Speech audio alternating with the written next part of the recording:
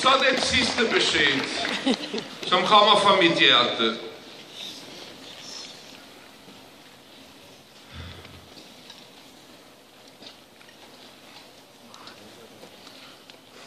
Ved at danne denne ring, har der brudt en ring.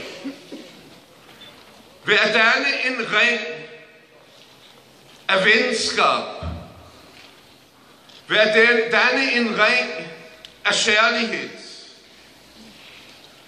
ved at danne en ring af solidaritet, har der brudt en ring af frygt, af hat, af mistro, af mord, af vold.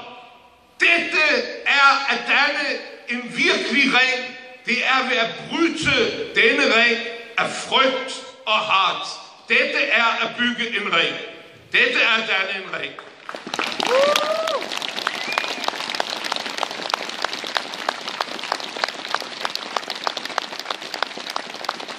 Jeg havde for nogle år siden et topmøde for fred, som jeg havde æren af den største leder af den største religiøse institution i islam,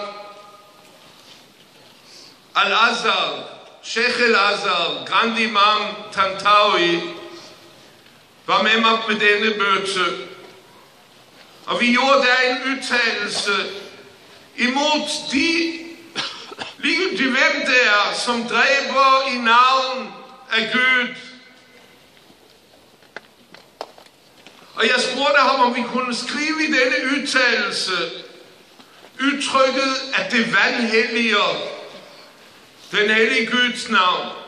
Fordi i islam, der bruger man ikke altid udtrykket af vanhellige. Jeg spurgte ham som den største autoritet, om vi kunne bruge.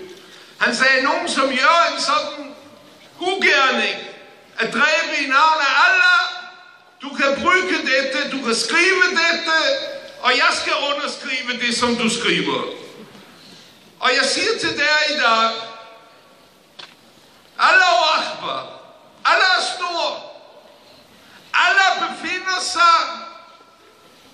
befinder sig, Gud befinder sig, vores fælles Gud befinder sig alle steder i verden, men mest af alt befinder sig Gud i det sted, hvor der bygges broer og hvor der dannes ringe mellem mennesker. Det er der, hvor Gud ønsker at være. Det er der, hvor menneskehedens fremtid sikres.